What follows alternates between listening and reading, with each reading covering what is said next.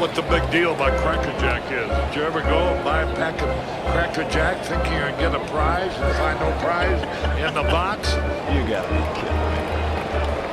You have got to be kidding me. Freehand is beating his net at the plate. Crawford is over there watching. Good see, sir. You're in the wrong seat, buddy. Come on. Oh, I must be in the front row. Hey, how's everyone doing out there? Welcome to a holiday edition of Warhol Media's Enemy of My Enemy. I am MVP Pete. I'm Ryan, and I'm I'd say lifelong Detroit Tigers fan. Probably been a Cubs fan for the last 30 years. I think it's going on 30 years now. Pete over there, MV Pete, is a lifelong White Sox fan and a Brewers fan of the last 30 days or so. Anything for the show. Anything for content. Yeah, yes. Just to spite me. Ed. We are enemy of my enemy. Hey, I just want to say one thing in defense of the 30-day Brewer comment. I have kind of been a closet Brewers fan for many years. I usually go up there every few years and catch a game. So, look, proof. Even more swag. Popcorn bucket. Brew crew. Hoo, hoo, hoo. For those watching us on YouTube. Yeah. Anyone listening, imagine the Brewers logo on a plastic popcorn bucket. Souvenir. Yeah, your set's looking pretty fancy over there. Yeah, we got it's getting populated. I'm going to cook some brats up one day. Well, we are just past winter meetings. Not a whole lot happened during those winter meetings. I think a lot of fans of every fan base are kind of frustrated about what little has happened so far. Yet, just not to interrupt you, but yet I would say I was a little surprised, which we'll get to, at all the things that happened compared to the last few years. Yeah. And the size and length of many of the contracts that we should speculate on, that maybe somebody knows something about the upcoming labor agreements that we're not aware of, because I'm a little shocked by some of those contracts. Yeah, that's a good point. It's just none of our teams are doing any of those, so it's interesting. Tigers signed a few bullpen arms. We'll get to that. You're in White Sox news. You've got the trifecta. You've got your owner, a potential new owner story that's wrapped up with the Pope, which is the biggest White Sox story, which is wrapped up with a new stadium talk. So it's the trifecta for White Sox. So we'll get to that. And then we win the first pick of the draft. I forgot about that. That's the trifecta. You only did a perfecta. The quad. Yeah. Sorry. Cubs, not much at all has happened to the Cubs, but of course Crane Kenny was back on the air talking about budgets and bullshit like that. So I've got to talk about that. And then for the Brewers section, we've got this is an older story now, but we've got a Wilson Contreras tattoo that I want to talk about. You're a tattoo guy. That's so right. I'm sure you've got big thoughts on that. I've got a bunch of questions about that, but also the Brewers are debuting a new powder blue road uniform. We got this year that I thought was pretty fucking good. It's pissing me off how good their uniforms are looking, but I'm sure you've got thoughts about that. So while we're mentioning new uniforms and merchandise, I see over there you are sporting your brand new Enemy of My Enemy snapback hat over there. That is right. Flat brim. Let me tell you, folks, I liked my Sox thing cap, but this cap, this is like fashion cap. Almost. Yeah, it's like a heather gray with a black let me try to stitched in logo. There. I mean, this is a sharp cap. This is a cap I'm going to wear quite often. Wow. This is a hat I'm going to get a picture with Len Casper. Oh, nice. And invite him on the show, because I'm not going to have to say it's Major League asshole. I'm not a Major League asshole. I'm an enemy of my enemy. Yes. Yeah. Which I think he will actually appreciate, that, being a baseball fan. But, and it's got the classic green there. I know we were talking before we were on air here, but you had said you had hoped it was black. But being the longtime baseball fan, I kind of like the classic green. Yeah. Black would look sharper overall. I will give you that. There's only so much I can control through our third-party vendor, but I was hoping for a black brim, under brim, but the green is definitely classic. I think not only in this hat sharp, but I'm looking sharp in the hat. So let's go. Let's do a motherfucking show. I'm wearing my new Enemy Ball Icon hoodie. I'm sure you can see that. It looks sharp too. All this new merch is available at enemyball.shop, enemyball.shop. So yeah, we've got a few shopping days before the holidays. You get on there and order this for all of this is the hottest podcast in the Midwest and YouTube channel. So sports podcast. So you better get those for all the fans out there that when you guys are talking about our show and all the amazing things we've told you. I mean, it's got to be the hottest podcast that solely talks about the Tigers, Cubs, White Sox, and Brewers. There isn't any hotter we're number one in that category. We are number one in that quad category. No one can touch us because no one else can say it. That's how original we are. Woo! Well, we're through the winter meetings. I'm a little underwhelmed, but yeah, you pointed out there was an inordinate amount of big deals signed, which is surprising considering we're going most likely into a work stoppage in 27. So I thought there'd be a lot of 1-year deals signed, which there have been actually. But yeah, the big deals, Alonso and Schwarber, and who else am I missing? I had the tracker up and it just reloaded. Oh, we're a little rusty over here. Sorry. But even as soon as I get this up here, even some of the non-big names, you're getting these multi-year signings, and like you said, there are a decent amount of 1-year deals, but there are 2- and 3-year signings still too. Like Merrill Kelly went back to Arizona on a 2-year deal, which is kind of funny that it's one of those. Sign and trade away to Texas and then re-sign him and get him back in the off season, which is kind of funny. But Dylan Cease was the big one that that's I right. forgot. And that's a shocking one. It's more money than he's worth, but that's what you have to do these days. 7-year, 210. 7 years, yeah. 7-year, 210. Now, to me, I guess in some of these, when you get to like the 5 and the 7 and you get those really large ones, at the end of the day, 1-year work stoppage doesn't really affect those contracts overall, right? Well, I think the way it works, and that might be why we're overstating it a bit, is if there is, I'm not sure exactly, if there's a lockout, that year just doesn't count. Like that just gets pushed back to the next year, or it gets prorated if they come back partway through that season or whatever. But I'm a little confused by that because you'd think the players would have a grievance with that because they're being locked out because the owners are choosing to it's not a work stop. It's not a strike. If the players went on strike, then they don't get paid, and that's the owners can pocket that money, I guess. But if they're doing the lockout, I don't know how that works. Like, it just gets them out of having to pay that whole time. So I'm not sure about the legalese in that. And maybe that's collectively bargained after the fact. They figure that part out in the negotiations. But so that might be a factor. But I think in general, I mean, these are the big names. Most of the big names are still out there. Of course, Kyle Tucker is still unsigned, which I think his price tag is going down by the minute. So I don't know. I guess. Well, here's some of the ones. So like Tyler Rogers signed a 3-year, $37 million deal with the Blue Jays. By the way, the Blue Jays are now in the upper echelon of spending like the fucking Dodgers. They've got money. Suarez went to the Braves for a 3-year, $45 million deal. I forgot about that one. Yeah. Yeah. That's like it's this Braves nab. They got Yastrzemski for 2 years, $23 million. We talked about Pete Alonso 5 at $155. The Schwarber deal, which I was really hoping he was going to go somewhere on the American League. Oh, Diaz for the Dodgers, 3 years, $69 million. Edwin Diaz. That is a huge deal. That is the biggest deal for a closer ever, a relief pitcher ever, I think. Yeah. The most money, at least.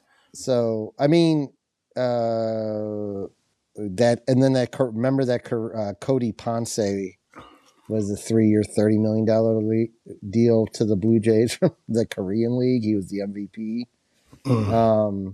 I mean, this is crazy. Devin Williams got a 3 year, $51 million deal. That's an overpay as well. That's an overpay. Considering his season with the Yankees. I'm just surprised that there are so many multi-year deals for what I would consider mid, level players, guys who will, they'll contribute, but they're not guys. They're guys who you probably could have just held out like we've seen in years past and gotten that 1 year contract. Yeah. So I don't know. It's just surprising to me. I'm a little shocked. It also kind of gets me like maybe something's been happening behind the scenes that it's not going to be as doom and gloom as we thought, but I doubt it. But yeah, I guess, or certain GMs are deciding they can't operate their business this way, worrying about something that may or may not happen, even though it looks likely.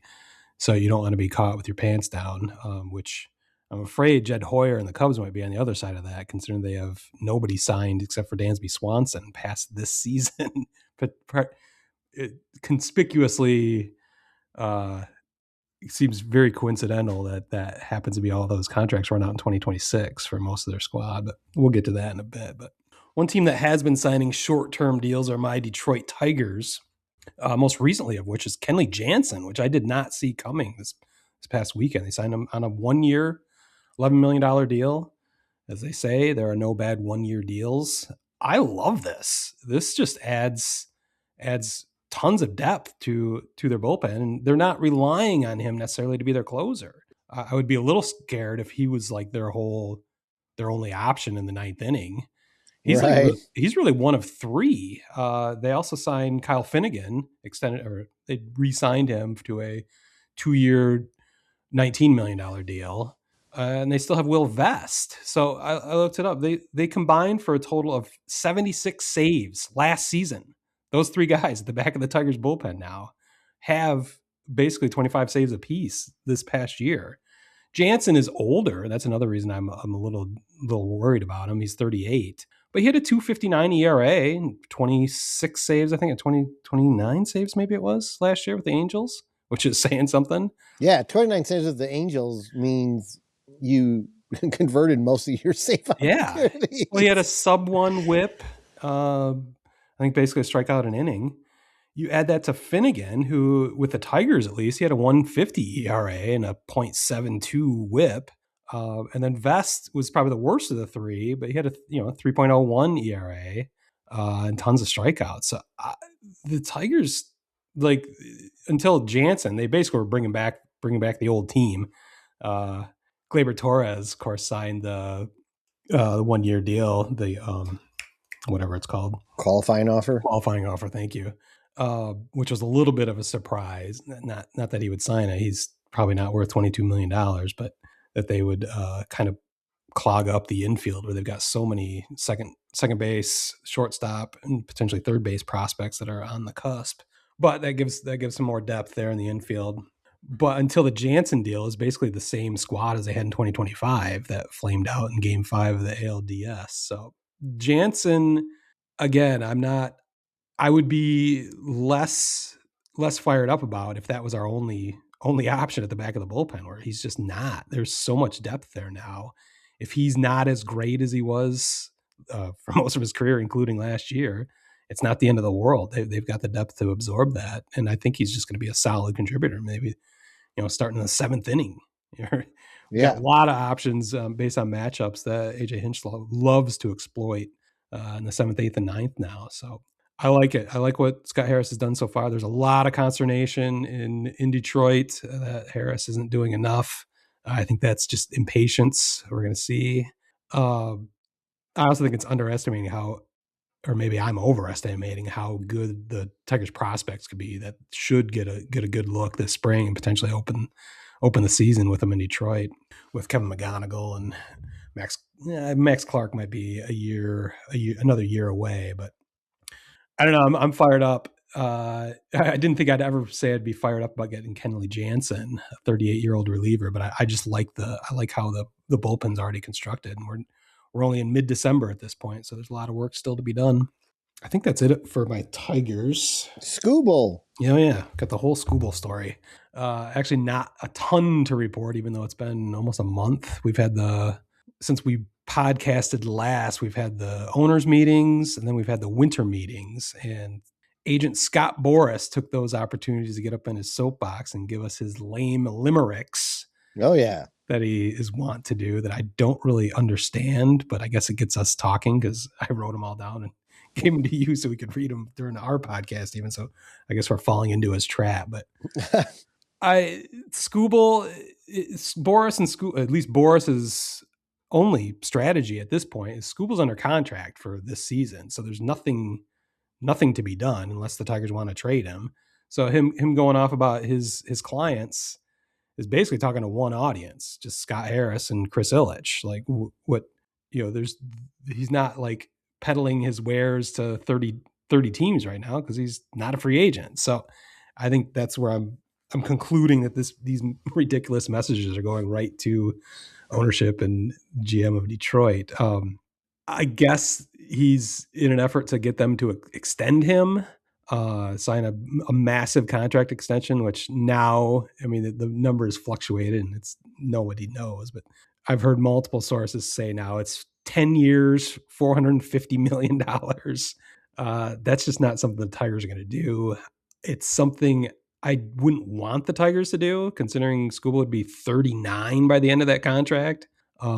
We've done this before and paid dearly for the ends of these monster deals with zero production out of that player. I think the Tigers got the best years out of Skubal that we're going to have. And that's why I'd like to run it back this year. Don't trade him unless they can get some crazy Godfather offer. Hold on to him, make a run for the World Series one more year. We got to add more starting pitching. We got to add more offense, but we've got time to do that in this offseason. He's won the Cy Young Award twice. Tigers were the beneficiaries of that. He's turning 29 years old. I don't see him getting better than he is right now. He's only going to decline from here. So I think the Tigers have positioned this perfectly, gotten the most out of him for the best value they could possibly have had. So as long as they quote unquote go for it in 2026 with him anchoring the rotation, and hopefully they sign another starter to a longer term deal to kind of take his place, assuming he will be going elsewhere after 2026. I think Framber Valdez is out there. I think there's a Houston connection potentially between he and AJ Hinch. He's basically here you go again. Here you go. Are they going to have this? They're going to have lunch together, and then he's going to sign somewhere else. My sources have not confirmed a lunch as of yet. He's going to have lunch and sign with the Twins. In fact, I think it was a brunch, but yeah, brunch and then sign with the Twins. We'll see. That's how this works. Yeah, let me refresh your memories, Smith and Steen. Let a guy dream. But the Tigers have the budget. They have the budget to sign one big starter, which would be great to combine with Jack Flaherty, Skubal, of course. So, the other big name out there's some connection to the Tigers is Alex Bregman. And it sounds like he wants the same deal that the Tigers offered him last offseason that he rejected in favor of a shorter term, but better ABV or better annual value.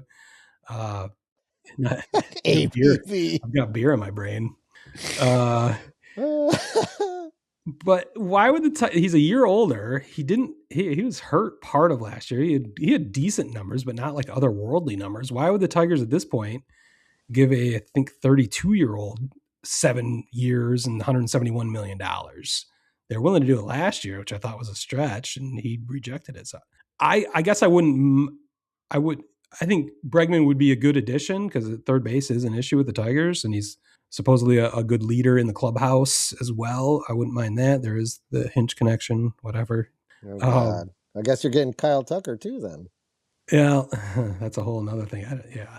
If his price tag comes way down, I'd certainly be interested in that as well. But I think we need more help in the infield. I think the way things are built right now. So, but with Skubal, of course, I mentioned the Boras quotes. Oh yeah, you got them over there. Oh yeah, these are great. By the way, they're too ridiculous not to talk about these quotes. I feel dumber.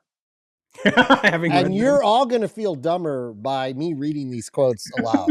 So let's get to number one, which quite possibly the first one could be the best one, but the fans in Detroit want the Tigers to build a Tarik Barrick. Yes.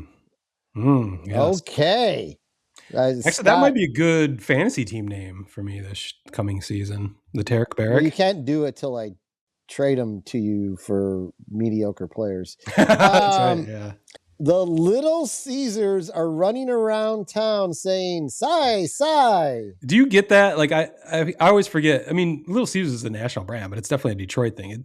They're doing the pizza, or exactly. Okay, I wasn't sure if everyone was aware of this. I got it. So lame that it could easily go over or under people's heads.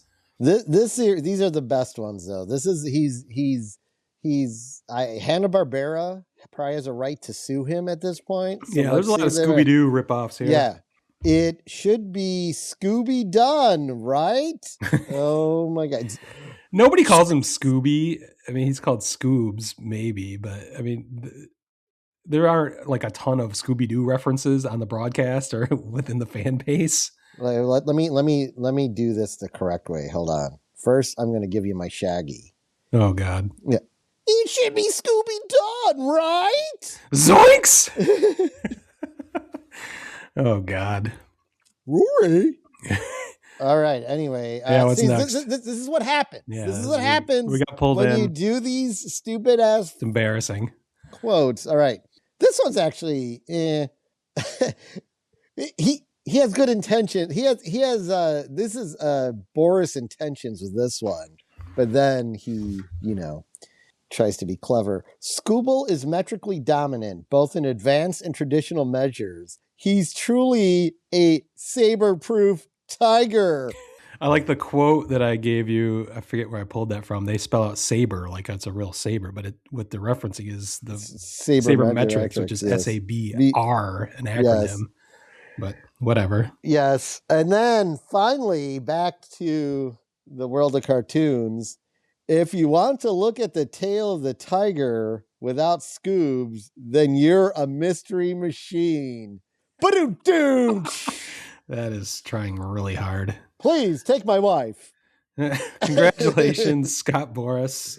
Holy fuck. You got us to talk about you a little bit more. I'm not sure what you've gained out of this. I think he's actually. I think the Tigers have lowered their offer if they were going to make one. You have less money in years. Oh my God, that is really, really bad, man. I mean, whatever. You think he's trying to say something? I feel like he's desperately trying to make himself into being a fun guy at this point, which I think is a little bit desperate, but. Yeah, I mean, nobody can explain his motivations. It's been perplexing all along. I haven't heard him talk about many. He had a couple other quotes about other players, but they were not nearly as notable. And I don't really. Oh, I think he had stuff about Pete Alonso back in the owners' meetings in November. But I don't know. I'm just ready for the whole Skubal scenario to be settled, so we don't have to hear Scott Boras drone on with his lame limericks anymore. Exactly. That officially is all I have for the Tigers. Unless we can keep talking Tigers if you want. Oh no, I'm good. Okay. All right. Well, I think we should talk about your White Sox then, as they've been in the news for multiple reasons. Good reasons, actually, for the first time in quite some time with this show, at least. Yeah. I would say I don't think the news about the White Sox, has been this positive since. We apparently got the number one prospect in all of baseball. You guys may remember that. His name was Yoan Moncada. He still plays, but is he still playing? Yeah, he's like the third baseman for the Angels, the I aforementioned. thought that was a Angels. 1-year deal. I don't even know. Maybe if it he's still was. there. Maybe he's not playing anymore.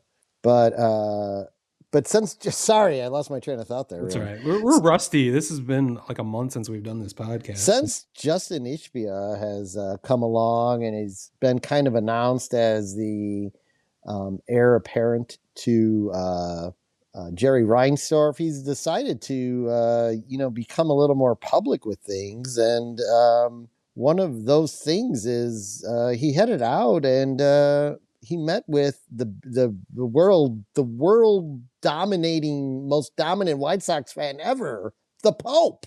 Yeah, I mean this is like the best combination of White Sox stories you could possibly put together, because we're talking about Ishbia, the bright hope, new ownership potentially down the road. You're talking about the number one White Sox fan in the world, the Pope, and we're even talking about a new stadium being involved, all in one story, wrapped up in one nice, neat little package.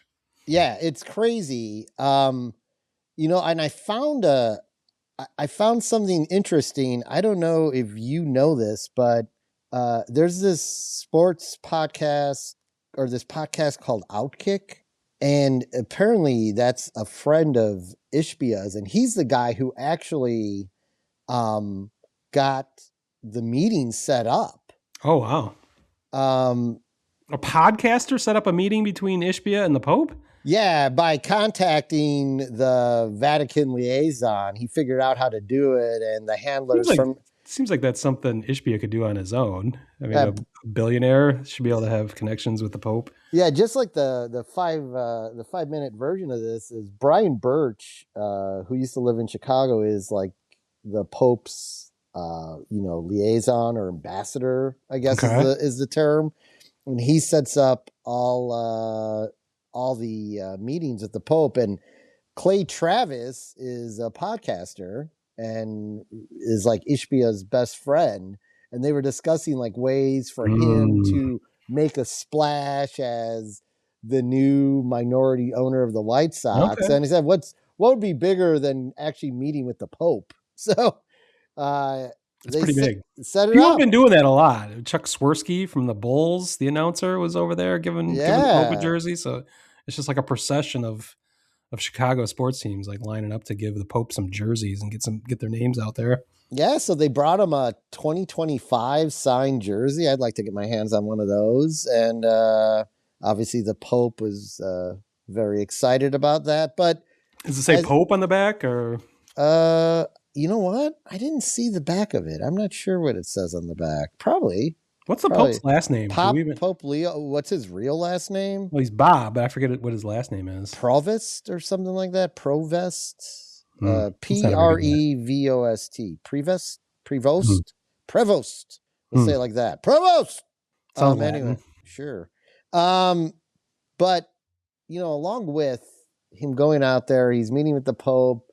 Entwined in that story, as you mentioned, is he just he wants the Pope to come out and bless the new stadium. Yeah, throw out the first pitch, bless the stadium. New stadium. Yeah, bless the new stadium. Like it's just like, the new stadium I'm going to build. Ishbia also threw out the qualifier, though, whether it's in the next 4 years or the next 34 years. Yes, he did say that. The new stadium. The new stadium. So 34 years. I might see it. We might see it still. We might see it. There's no chance. I've lived such a clean life. There's no way I'm not going to be like, I know what you've done. Oh, wait. I know what I've done. There's no way. Wait. Got another 35 years. There is that New Orleans trip on our. That took off 5 years right there. At least. You were wearing flip-flops that whole time on Bourbon Street. I can't imagine what that's done. I'm surprised I still have feet. Those should have been amputated directly.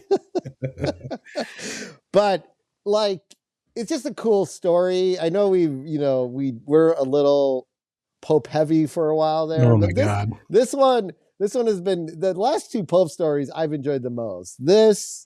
And mainly because it's talking about a new stadium and the fact that he wants to become more of a face of the White Sox, to me, is the best news, because that means he is, Ishbian is going to be, having at least putting his 2 cents in, whether anything gets done since he doesn't have any controlling right in the vote right now. Starting that transition. Yeah, exactly. This feels like almost like a first step in that, because we haven't really heard from Ishbia other than the reports about his ownership stake increasing and what the plan is down the road. So this felt like the first public thing. And this is one hell of a public splash to start that transition, I guess. But yeah, I agree. It's like let's go like all in with, because it was picked up by every major news outlet. It's gonna be. I mean, it's the fucking Pope. That's the other thing about it. It's not like it's like, oh, it's picked up locally. It's the freaking Pope, and everyone picked up the story. So the White Sox went from, I mean, we'll see how the season goes this year. They could still end up on the mockery side of things before it's all said and done in 2026. But they went from basically like being a stain on baseball to having positive things said about them in the national media. So it's been interesting. But we didn't even talk about the other Pope news that happened in the last month or so.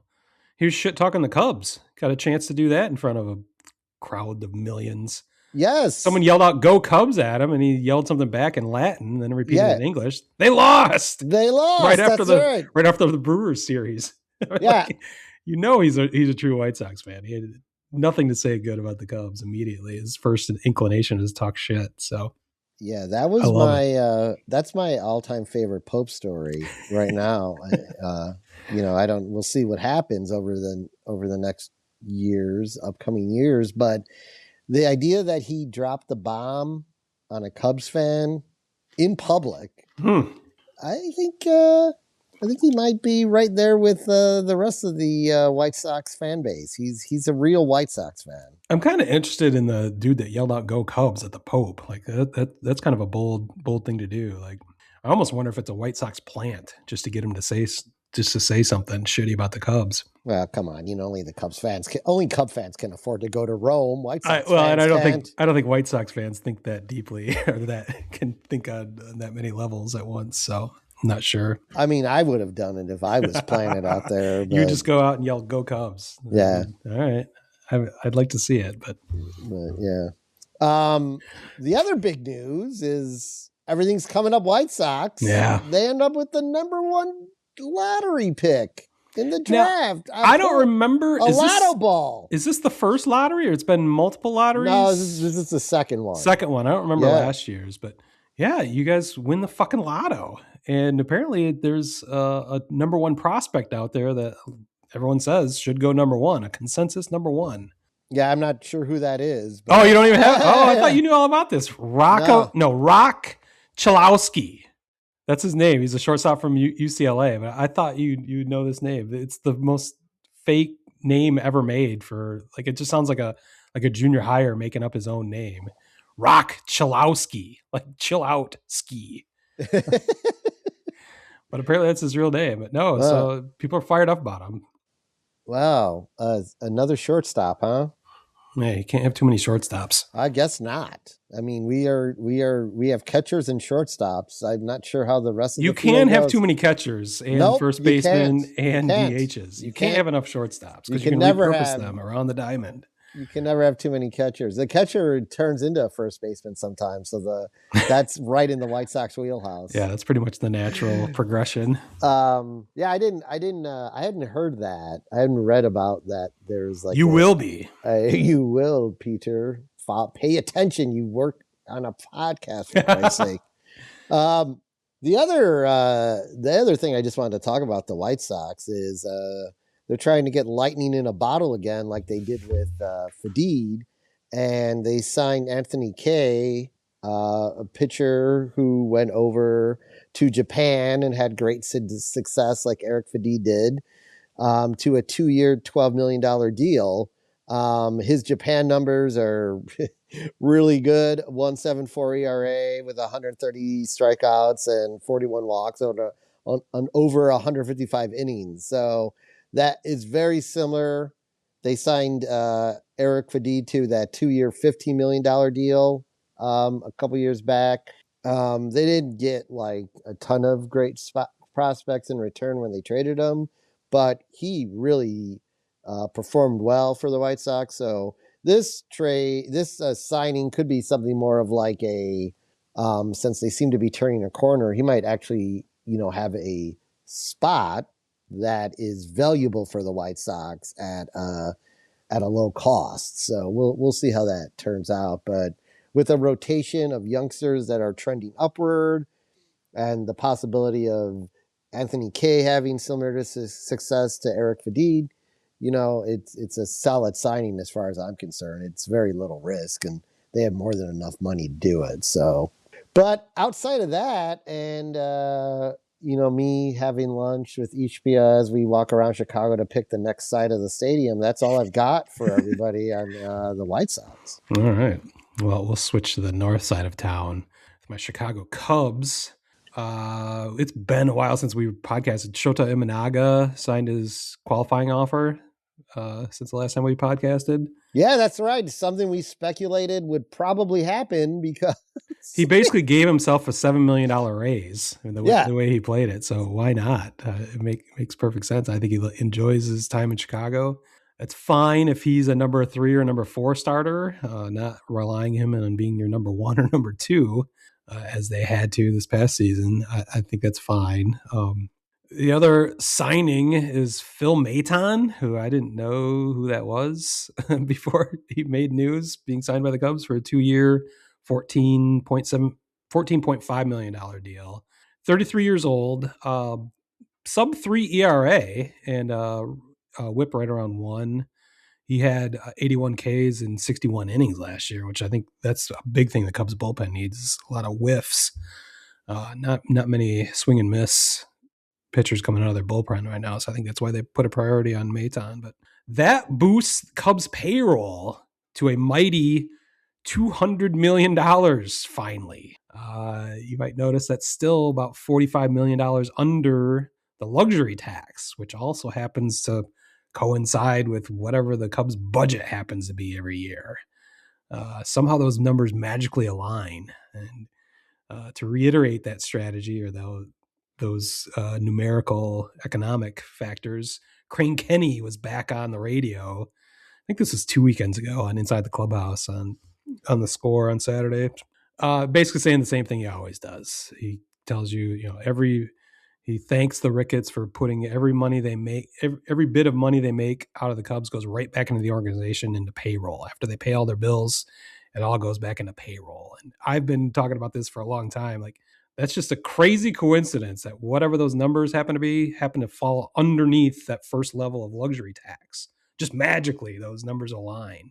And I finally heard a real pundit make the same point. Mully from Mully and Haw and 670 The Score, probably the biggest sports talk radio show in the city.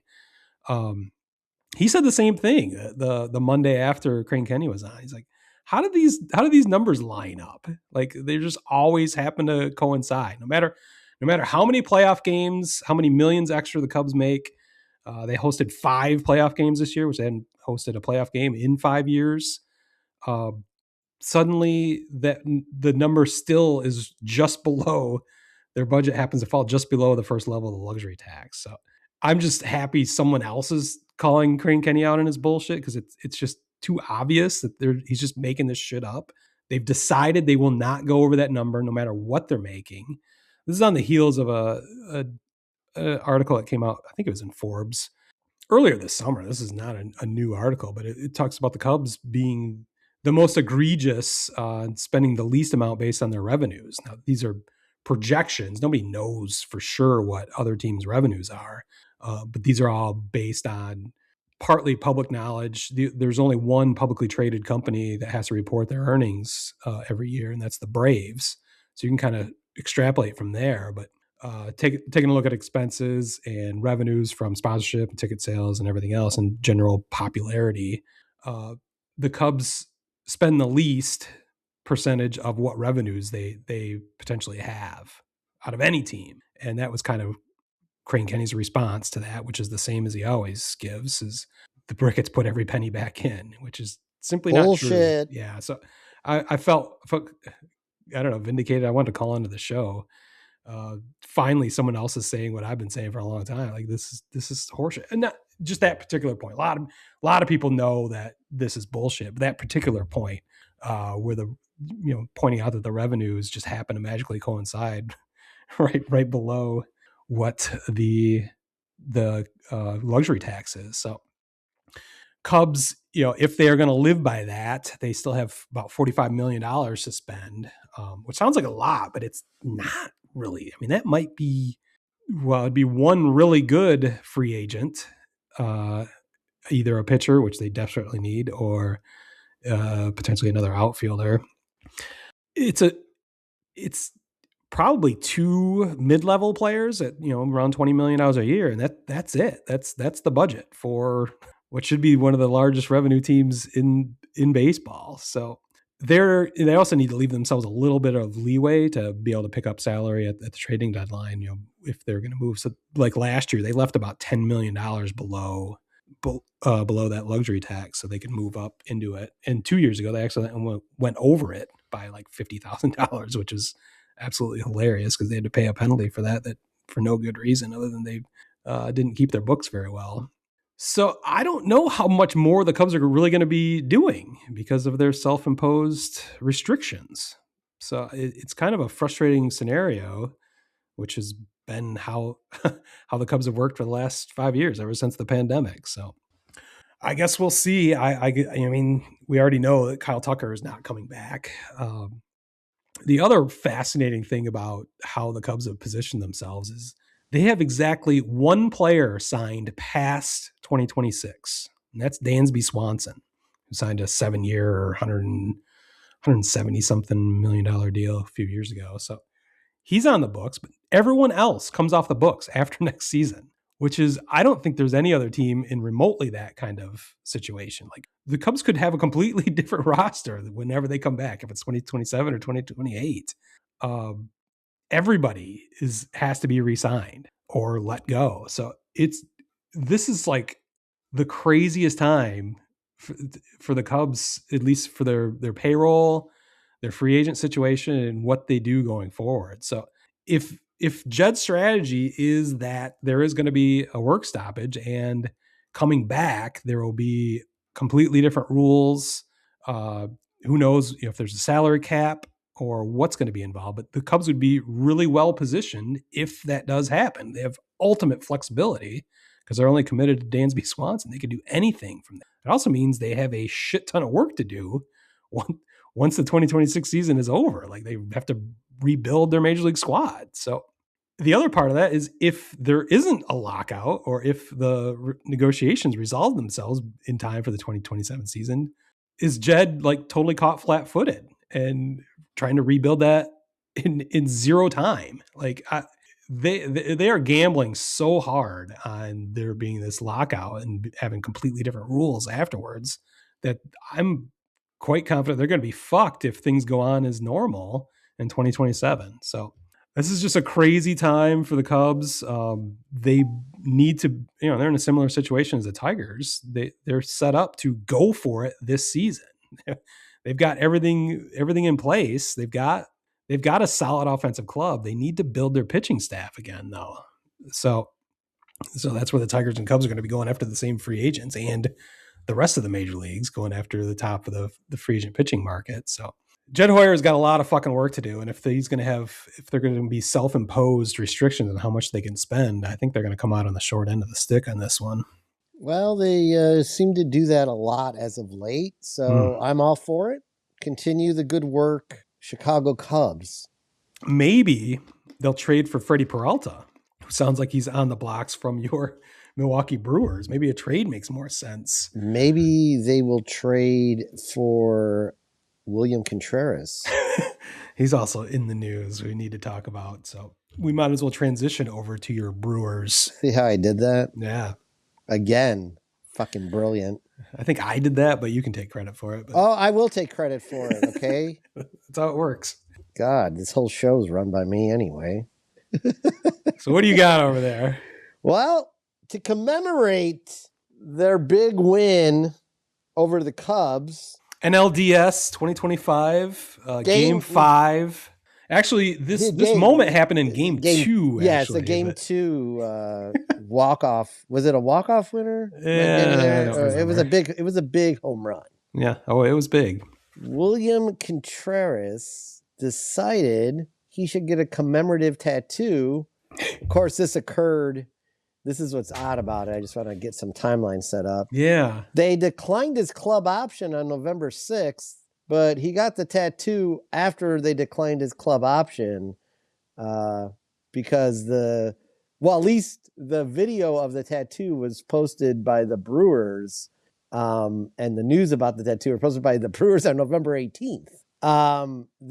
He's entering arbitration. Yeah. And it said that they declined the option because they know he's going to get less money in arbitration. But Shrewd. It is kind of funny that he got a tattoo commemorating a moment with a team, maybe possibly he could end up not with. It's also not I've got tons of questions about this, but it's also not like they won the World Series. He had a big game 2, which was awesome, and they did win the series against the Cubs, but they got swept thereafter by the Dodgers. So it's like kind of an odd moment. I mean, I guess it's not, but there's a lot of other odd things about this. But first of all, getting a tattoo of yourself, is that kind of strange? Like I don't know many other people than, was it Steve-O from Jackass that had a huge back tattoo of himself? I mean, that's the only context. But it's not just one tattoo; it's 3 tattoos of himself that combined with some lettering and other things. I keep my freaking. There we go. Finally, sorry, my phone is right over there. Buggy. It's like it keeps reloading. You're too dependent on your phone. You gotta unplug sometimes. Well, no, this is for this fucking segment. All right, so we got some crazy ass shit. This is an elaborate tattoo, to your point, for an NLDS Games 2 victory. Yeah. I mean, it's almost on the level of someone going and getting, I'm going to go over Christmas and get a tattoo that says White Sox 2026 World Series champs. In a way, I equate this tattoo to that. See, I'm going to make this more personal. I think, I mean, you're a big tattoo guy. I've got one tattoo, but you've got a bunch of tattoos. Yeah, I've got 4. Yeah. Okay. I thought you had more than that, but I thought your podcast, episode 147, about 3 months ago, was incredible. And I think I've got a couple screenshots of it. I think you should get a tattoo of yourself completing that podcast in glorious fashion. I mean, obviously baseball is a much bigger thing, but it's just the absurdity of having a tattoo of like a great moment, let alone 3 tattoos, different pictures. And these are based on real pictures. Like you can find the photographs on different social media channels. So he found pictures of himself and then had those tattooed. I think they're all in his arm. Is that wrap around his arm? Or? Yeah, that wraps around his, it's like an entire sleeve of these multiple tattoos that sort of like have religious connotations to them. I didn't quite understand that part. And then there's like a goat, I guess. Is that representing the Cubs? I don't know. Or is he calling himself the greatest of all time? Is he the greatest of all time? Is he? At least in NLDS Game 2 of 2025. But then the goat sort of looks like the goat they normally use when they use him to represent the devil. So is he referring himself as a devil? I don't know what's going on here. It is elaborate, and as much as I love the fact that he chose to just represent a win over the Cubs, I do not understand any of this. Yeah, no, it's great. It's great for content for us specifically, but no, I think it's fucking hilarious. I want to ask you specifically. I'm going to pin you down here. Like, if you were going to, it's been a while since you got a tattoo. You were into it for a while, but are you thinking about getting more tattoos? I have a like Queens of the Stone Age forearm tattoo idea I have. So, well, what about pictures of yourself? Well, I mean, there's a couple good shots of me. I've got 3 in my mind immediately because you've posted many pictures of yourself on social media. I know one's got to be this one. I'm going to try to It's got to be this one. That's one of yours, right? That angry picture of me in my flipping orange fleece. I forgot about that one. Would you? I didn't think you would get that tattooed on your body though. Well, maybe like right across my chest. So when I take my shirt off.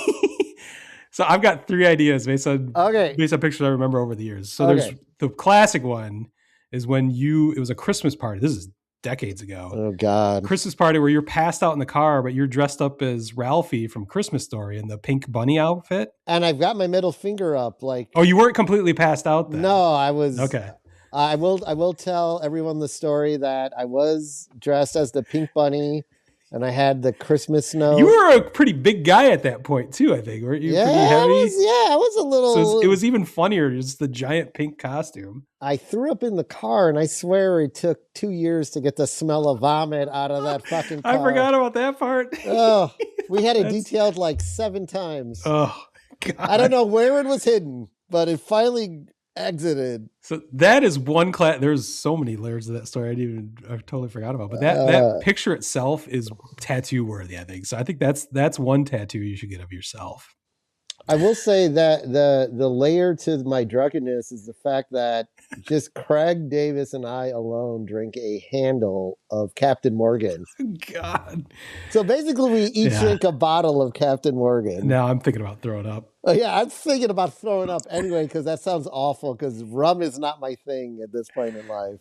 So number 2, and this isn't nearly as good a one, but the third one will be really good. But there's one you posted back in the mid 2000s where Jim Halpert from The Office, or Halfrith, whatever his last name is, with a messy haircut. You had that messy haircut for like a week. And you had a picture of yourself in that. Oh, wait, are you talking about the Caesar cut I had at one point? No, or that you had longer, like messed up. Oh, yeah, the wind blowing hair thing I only saw that at night, yes. Okay. Yeah. I thought that was an intentional thing, but you had the picture. I thought that was hilarious. Okay. The third one, which I probably should have started with this one, and I don't even know the context of it. I've seen a similar photo of this in totally different contexts, but you were on like a roller coaster or a log ride or something with like 4 people. And it's like those roller coaster pictures. They take a snapshot while you're like in the declining part. So people are freaking out. All around you. I can tell this story. Okay. But I got to describe it first. Yeah. I'm great. But everyone around you is freaking out and you've got your arms up and you've got kind of this smirk on your face. Like, what the fuck's the big deal? Like, what? It's just you've got the funniest fucking look on your face while everyone else is going crazy. So I've seen that picture, like specifically like the Melvins, the grunge band. Yes. Yeah. They've got that same picture. They're all giving goofy faces. So I think what is this ride that you were on? Okay. So my brother and I, Matt, were at Disney. Okay. It's Disney. And we were on the Tower of Terror, the Twilight Zone ride, which is no longer in existence. But one of the things about the ride is the drop is never the same when you do the 13-story free fall. Oh. So we would ride it over and over again because it's a different experience every time. What do you mean the drop is different? How does that work? Like sometimes like you just do like a full-on 13-story drop. Sometimes you start to go down, they pull you back up, drop you again. God. Yeah, it changes every time. All right. But we figured out when it was taking the picture. Oh, okay.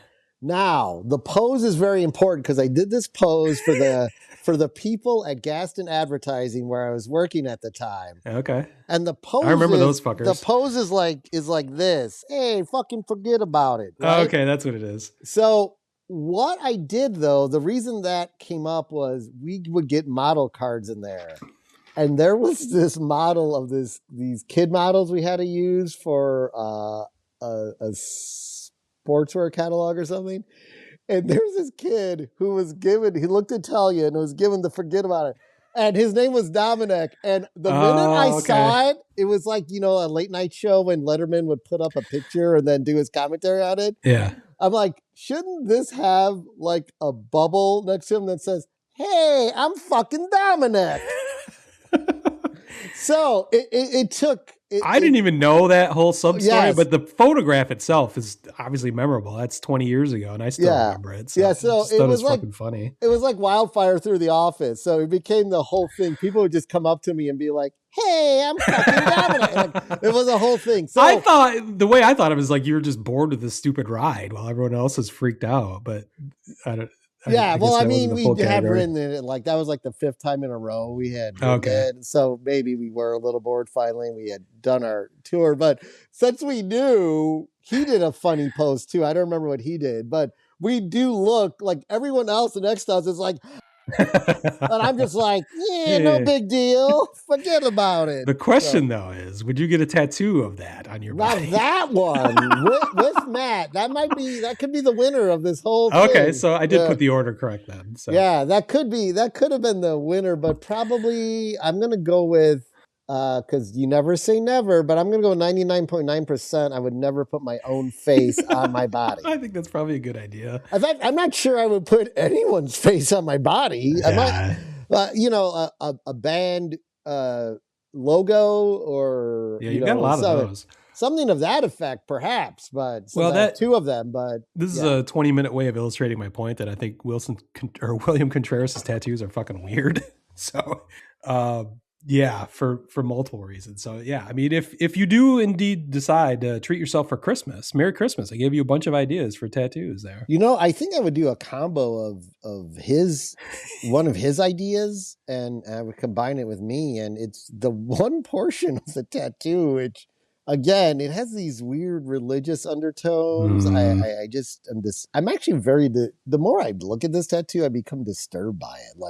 Like it's an A24 horror movie about to launch. No, but not doing that. I'm going to, I would probably get the one of, I would put my hands on my head and have like the crown all lit up coming down to my head because I'm so fucking awesome because I got one big hit in my fucking career and never went to a World Series, and the crown coming down on my head like I am the king who didn't even get his option picked up that's how good I am. You should go back and listen to that episode 147. You're well, great. maybe that is, I'm going to listen to 147 this week now based on that. Actually, I have no idea what. There was no episode. I just thought that would be perfect.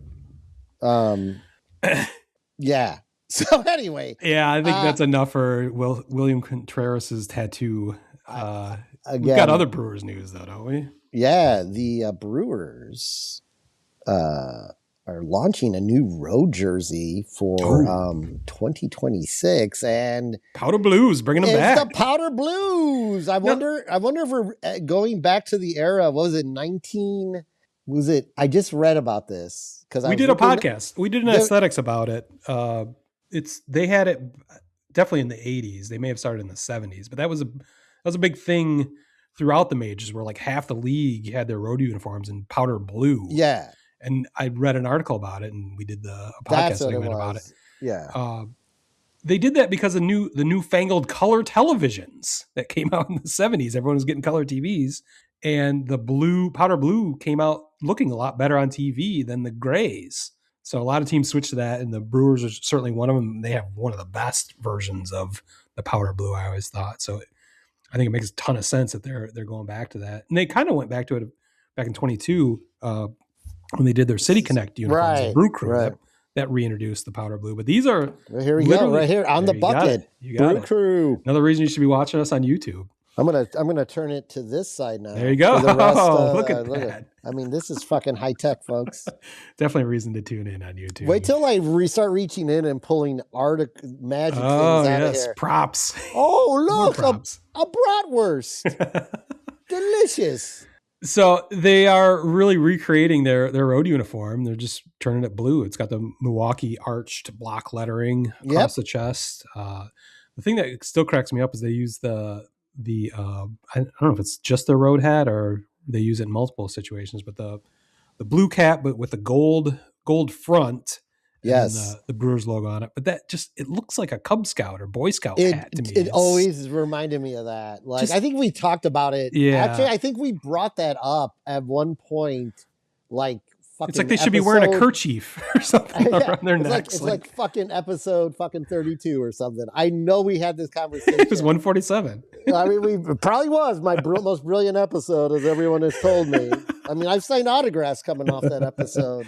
So that's my only drawback. That's not a new hat. They're just introducing it with that hat, this jersey with that hat. But if they would just go to a solid navy hat, which I think they have, that might be their home uniform. look, but just wear that. What are we doing? Yeah, the pictures though, like the jersey looks great. Like I love that color on a jersey. And it's so good with Brewers navy and gold. It's it's perfect. It makes perfect sense. But I'm not sure, like maybe you go all in and get pants or something, because the gray pants with it, like doesn't look good. I think it might be the Blue Jays. Yeah, the Blue Jays have the full uniform. They went full jersey and pants. That's also another classic look with their royal blue. And so they're wearing the gray pants with that, which isn't terrible, but I think that's one reason, one drawback. But other than that, I think it's a classic look. Makes sense for the Brewers. We don't have to do our middle fingers up anymore, but I like them. I'll give them 2 thumbs up. Yeah, I mean it's an easy sell, I think, for you and I. I mean, the jersey, they would have had to do something obnoxious on the jersey for me not to like it, you know? Yeah. So, thumbs up here too. All right. Well, that's all I've got. Do you have more Brewers news? Freddie no, I mean, Freddie, you know, they took the club option on him, but it sounds like they want to trade him. Like, because they just will trade all their best players and get even better. I mean, that's what they do. Why not? It's your best pitcher. You've traded them away the last couple seasons. You traded away to your shortstop last year, and you just get better and better. Yeah, I mean, the only thing they've really good strategy. It seems to work. The only thing they've really done this offseason is they got Akil Baddoo. Oh, that's right. I forgot about that. I wrote that down. Yeah, they signed him to a 1-year deal. Yeah, he's a Rule 5 pick from the Tigers several years ago. We got him from I think it was the Twins. And just he's kind of a 4A player. I did root for him a lot. Made a T-shirt about him. Baddoo, the legend of Baddoo. He was a speed option that the Tigers exactly. That's why a lot of people liked him. That's why a lot liked it when he got called up, because it could he's a real threat on the base pass, but he just didn't get on base enough. He really feels like he does really well stats wise when you look at his AAA numbers, but they just don't translate to the majors. He's a 4A player is kind of what it comes down to, but really good dude, a guy to root for. But who knows? The Brewers seem to work magic in mysterious ways. He'll probably be a fucking MVP candidate. Right. Then again, this is like a minor deal, but they did trade for Angel Zerpa, the 26-year-old pitcher from KC. I saw that, but I did not. I mean, it's not a major move. Some bullpen support. I mean, he had a good 2024 where he pitched in 60 games with a 3.86 ERA, but he's a middle reliever guy. So again, no big splash, but he'll probably have post a sub-2 ERA with the Brewers, and they'll win the division again over the Cubs. So that's how it goes. Seems to be. Yeah. But that's it from north of Chicago, north of me, where it's probably even a little bit colder than -9, but today's like the last of the super cold days here. It's supposed to warm up tomorrow. Is that happening there too? Yeah, it's happening here. It's getting warm enough to where I can tolerate going outside and cooking on the smoker again. Nice. So, I did not leave the house today. I did not either. I did go down to get some mail, but I haven't even done that. That was about it, and take some garbage out. Well, this is why we podcast year-round, but especially in the dead of winter, it's a good hobby to have to keep us from killing ourselves in the dark and cold. So this was episode 178 of Enemy of My Enemy. We've got the holidays coming up. We usually do a Festivus episode, but I don't know if that's going to happen this year. That's coming up next Tuesday. So maybe something big will happen. Maybe we'll have some Skubal news. Maybe we'll have Scoobs. Maybe the Brewers have traded more people away. Maybe the Pope will talk about the White Sox again. We got to talk about that. So maybe the Tigers will fire up, start up the mystery machine and pick up Skubal for an extended contract. We've started construction on the Tarik Barrick. Yes, the Tarik Barrick is under construction with a 5-year deal. Mm-hmm. We'll see. Nothing anyone smart would want, but well, if we don't regroup before the holidays. Happy holidays. Merry Christmas. Yes. Enjoy your enemy of my enemy snapback cap over there. I mean, this is getting worn all around town. Watch out, folks. You'll see me. You'll know me if you're watching this right now. The double E. The E deuce. E squared. In the meantime, you can follow us on social media at Enemy Ball. You can find us online at enemyball.com and enemyball.shop. And you can find us on YouTube at Enemy Ball, and you can find this podcast anywhere you'd like to find a podcast. So with that, I'm going to declare this podcast is over. Peace. Peace. Love and harmony. Post-game show is brought to you by... Christ, I can't find it. The hell with it. One guy poured beer all over my head. The guy said, how can you take that? I said, look, that man didn't do nothing. He poured some beer on my head. He's just showing he's a White Sox fan. There ain't nothing wrong with that. Sparky, a million thanks for, as always, the most interesting interview. And now today, let's just have a lot of thrilling baseball and not so many fisticuffs. Word Hole Media.